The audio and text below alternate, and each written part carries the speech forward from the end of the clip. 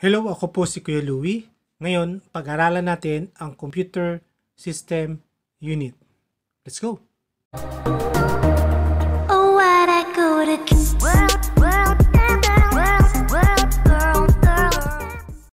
Okay, kung bago po kayo sa channel pong ito, please don't forget to subscribe. Pahinga muna po ako sa paggamit ng PowerPoint presentation kasi mas maganda kung aktual nyo pong makikita kung ano po ang itsura ng system unit. Una natin pag-usapan yung maling katawagan sa mga ito. Yan po, tsaka ito. Madalas, tinatawag po yan na CPU. Pero, mali po yun. Ang CPU po, ito po ang itsura. Yan. Ang tamang tawag po dito ay system unit. Ito po, metal chassis na lang po yan kasi tinanggal ko po lahat ng computer hardware po niya. Pero ito, pakita ko po yung loob. Yan. System unit po yan. Kompleto po yung kanilang computer component para gumana po ang isang system. Okay. So, dalawa po yung common na metal chassis na meron po tayo. Isang tower type, tsaka isang desktop type. Ang tower type, pwede po siya sa taas ng computer o table, pwede po siya sa ibaba ng table. Ang desktop type, lagi po siyang nasa ibabaw ng table. Siyempre, kaya nga siya tinawag na desktop, ano? At madalas po, nandito sa ibabaw yung ating monitor. Nakikita nyo po, walang laman yan.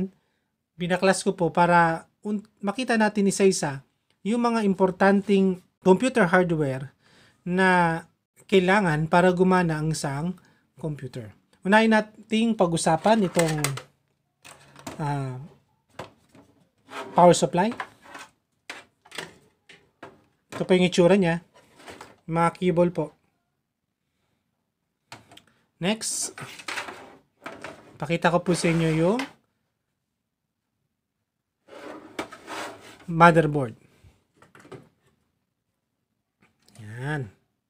Sa motherboard, may kita nyo po na meron tayong RAM, CPU fan, heatsink.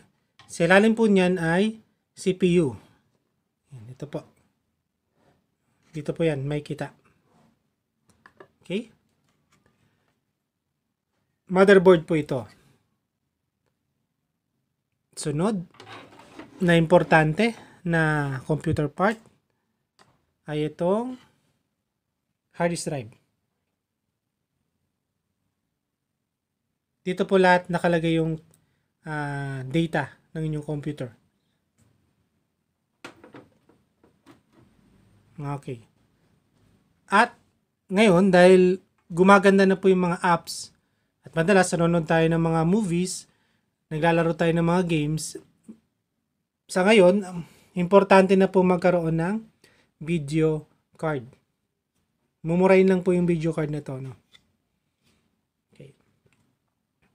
At nilalagay po itong video card dito po sa motherboard. So, ituturo ko po kung paano siya ikakabit lahat, ano. So, pag-aaralan po natin lahat yan. Kung ano po yung function ng bawat isa pong ito at kung paano po magbaklas at magbuo ng mga computer hardware sa loob po ng system unit, pag-aaralan po natin yan. Meron pang isa. Ito pong DVD drive. Pero ako, hindi ko na po masyadong ginagamit yung DVD drive. Ginagamit ko lang po siya pagka bumili ako ng halimbawa ng video card na meron pong kasamang DVD, yung driver po niya para magamit po ng tama yung video card na to.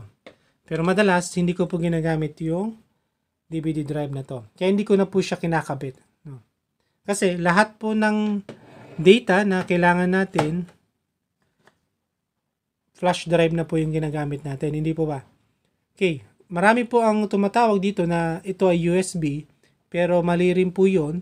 Ang mas angkop na tawag po dito ay flash drive or USB drive.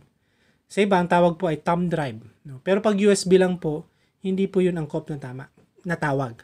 Now, yan po yung mga kailangan na computer hardware para gumana po yung computer. Una nating pag-aaralan ay ito pong power supply. May mga computer technician o kaya marunong na sa computer, hindi na sila bumibili ng metal chassis. Ang ginagawa nila, kinakabit-kabit lang po ito. Motherboard, power supply, hard disk drive, tsaka video card. No. Nilalagay lang nila sa isang kahoy or sa isang plastic. Okay naman yun, gagana naman po yun. Yun nga lang, expose po ang computer hardware ninyo sa alikabok at sa mga tumatalsik na tubig. Alam mo, yung tubig na ininom ninyo o kaya nagkakape kayo. So yun po yung risk pag wala po kayong metal chassis. So yun po yung kahalagahan ng ating metal chassis. Kung tatanungin niyo po ako kung alin ang mas magandang gamitin, metal chassis ba na tower or desktop na type? Kaya ang sagot ko po doon ay pareho lang silang magandang gamitin. So yan po yung ating system unit. Ulit po, hindi po yan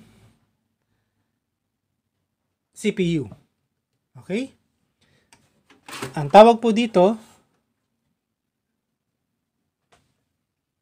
yan. Pag nakita nyo po lahat yan, sa loob, system unit or computer system unit. Pero pag wala pong laman na computer hardware tulad po nito, ang tawag po dyan ay metal chassis. Okay, so I hope may natutunan kayo sa maikling video pong ito. At susunod na pag-aaralan natin ay power supply. Thank you for watching and huwag pong kalimutan mag-subscribe.